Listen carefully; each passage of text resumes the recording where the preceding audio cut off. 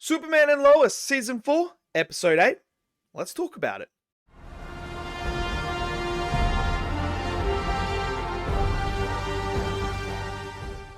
Okay, so the newest episode of Season 4 of Superman and Lois is now out and available for you guys to go and check out. And what an episode this one was. So far, this whole season has been fantastic. I can't believe we only got this is the final season, man. I can't believe it. This show is just really, really good. Now, what I love about this episode and what I think it worked really, really well is what they did with Lex in this episode. Now, we see Lex without the beard. Man looks completely different, but I like the look. It feels very Lex-like now with the actual aesthetic look. And I'm like, okay, now we're going.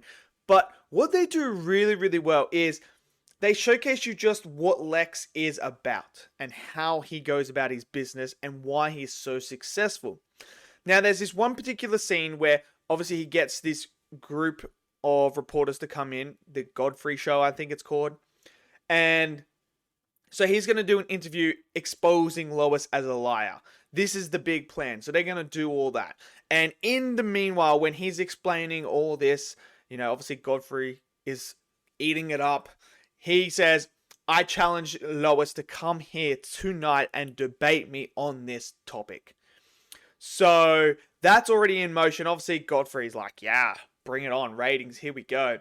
So in meanwhile, when that's all happening and they don't know whether Lois is going to show up or not, there's this moment where Lex walks in the room and everyone is there. And it's almost like an out-of-body experience for Lex where you start to see him really dial in on certain things and you're probably thinking, oh, okay, so there's this monk there, there's this guy wiping, the crumbs onto the floor, there's these people laughing over here and that. Maybe it's just getting on his nerves because he's nervous or something like that. But in actual fact, the reason why Lex has this is because there are too many variables. Lex likes to be in control of everything. So this is a flaw that we're seeing in his character as well. That no matter what situation he's in, he must have full control over every variable. He must be in total and utter command that everything goes according to his plan to get the outcome that he truly desires. Anything that throws that off can change and throw him off his game. So that's a very interesting idea and character flaw that I'm loving about this character in Lex Luthor, this version. So then we have the debate with Lois, and that debate is fantastic. When they're going back and forth, Lex is providing his evidence about Clark fighting him, about them breaking into his place, everything like that. But then, just when Lex thinks, oh, okay, I've got this, it's all wrapped up, Lois drops the bombshell and says, I have evidence too. Your daughter. And she's about to call his daughter and get her on the air to confirm her story about what Lex did. Lex is already panicking because he's like, oh, whoa. This wasn't supposed to happen. This was not in my script. Why is this happening? Lucky for him, his lady who's in charge calls Milton, who is a guy that we see early on that Steele saves, and his daughter Natalie, they save him. He is actually a person that hacked into their system. He hacks into the system to steal the suits to go and kill. So they go after Superman. This is when then Superman leaves the building. Clark leaves the building to go fight John, who's in the suit. And that's all happening. So this is Lex playing at a point where later on you see in the episode that they're playing this as in, oh, conveniently Superman left to save Lois. Where Lex knows in his mind that this was it. He was like, dude, she was this close to getting her on the line. Like, this could have all come crumbling beneath me if this didn't work. And, his right-hand lady was like, it's okay, I had it in control, but it didn't, did it? So now they have John's suit there. So this is going to be Lex's suit that they're going to do. So I can't wait for that. But we also find out some huge information here. And another thing I absolutely love about this show is what they are doing with Clark right now. So we find out that the heart that Clark has is not 100% compatible with his body. And because it is from someone who is a lot older than what he was, we're starting to see it affect his body. And this is where he runs tests with John and basically comes to the conclusion that you're going to lose your powers. There's going to be one day you're going to wake up and you're not going to be able to do what you used to do. You're just going to be a mortal man like everyone else.